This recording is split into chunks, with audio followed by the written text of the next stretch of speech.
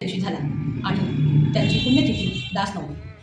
विचार करा, त्यांचं आराध्य रामाच्या भक्ताचा दिवस जन्मदिवससुद्धा नवमीचा आणि मृत्यूचा दिवससुद्धा नवमीचा. मृत्यू म्हणजे त्यांनी सज्जनगडावर 73व्या वर्षी समाधी घेतली. इतकी ही श्रद्धा आणि इतका हा योगायोग, त्यामागची तपस्या. परंतु रामदास स्वामी असं म्हणाले की मी नसलो तरी मी तुमच्या अंतःकरणात आहे. तुमचा आत्माराम म्हणजे मीच आहे. माझी काया आणि वाणी गेली तर मी तुमच्या निरंतर तुमच्या चिंतनात आहे.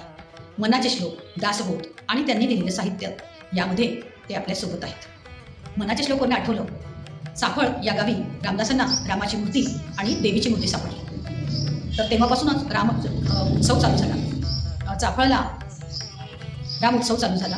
तर त्यावेळेस आर्थिक अडचण आली की एका उत्सवाला असं झालं की कुठलीच आर्थिक तयारी नव्हती, मदतही पोचलेली नव्हती कुठून. तर शिष्यमंडळी, समर्थांचे शिष्य चिंतेत पडले की अरे आता कसं करणार. समर्थांनी काय करावं, कल्याण स्वामींना बोलवलं आणि सांगितलं तू लिहायला घे.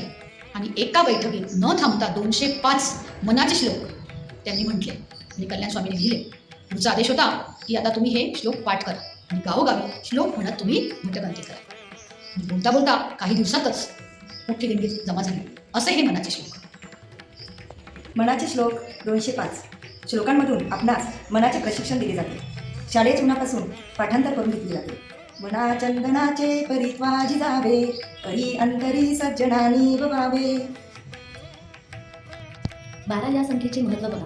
12व्या वर्षी लग्नातून विवाहातून पलायन केले. आत्मउन्नतीसाठी नाशिक येथील तपोवनात 12 वर्ष तपस्या केली. नंदिनी व गोदावरी नदीत सूर्योदयापासून मध्यान्हपर्यंत उभे राहून तपश्चर्या केली.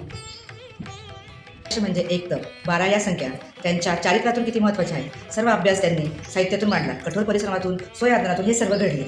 1200 सूर्यनमस्कार ते दररोज करत असत. अशा 12 वर्षाच्या 3 तपश्चर्यानंतर त्यांना आत्मसाक्षात्कार झाला. तेव्हा ते 24 वर्षाचे होते. पुढे 12 वर्ष भारत भ्रमण करत फिरले. जेव्हा महाराष्ट्रात आले तेव्हा ते 36 वर्षाचे होते.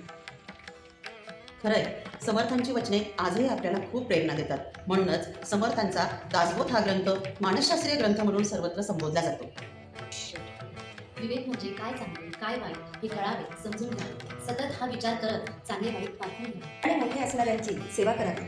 वये श्रेष्ठ रे दास त्यांचे करावे, बरे बोलणे सत्यजीवी धरावे. तरुणांना त्यांचा संदेश देऊया. खरे बोला, चांगले वागा. नव्या पिढीसाठी बरा सत्य बोला, यथा तथ्य चाला. बहुमानती लोक येणे तुम्हाला. दिसामाजी रोज काहीतरी लिहावे. मग प्रसंगी अखंडित वाचन करावे. मग एकत्र आल्यावर आपल्याला समजते की आपण किती छान लिहू शकतो. लोकांनी कौतुक करावे, पण त्यात अडकून पडू नये. कौतुक तात्पुरते असते, कीर्ती मात्र अमर असते. आपण गेल्यानंतर ती राहते. मरावे परी कीर्ती रूपे उरावे.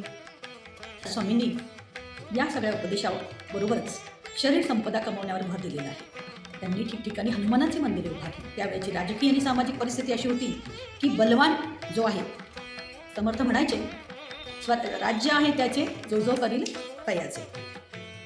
समर्थांचे सर्वच उपदेश हे शिवरायांच्या काळापासून तर आजपर्यंत लागू होतात. अगदी जेनझीपर्यंत. हो, जेनझीपर्यंत.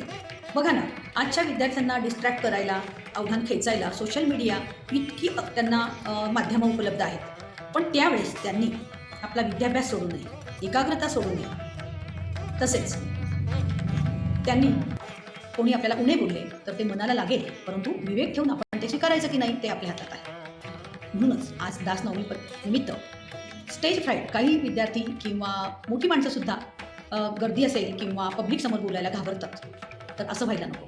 या सगळ्या समर्थ रामदासांच्या उपदेशांचा जर आपण विचार केला तर एक शिक्षक, समाजातले आपण घटक, घरातले कुटुंबातले प्रमुख म्हणून चांगली नवीन पिढी घडवण्यासाठी समर्थांची शिकवण, समर्थांचं साहित्य आणि समर्थांचे मनाचे श्लोक आपण दैनंदिन जीवनात प्रत्यक्षात उतरवण्यासाठी प्रयत्न करूया. आणि हाच आज दास नवमीनिमित्त संकल्प करूया. जय जय रघुवीर समर्थ.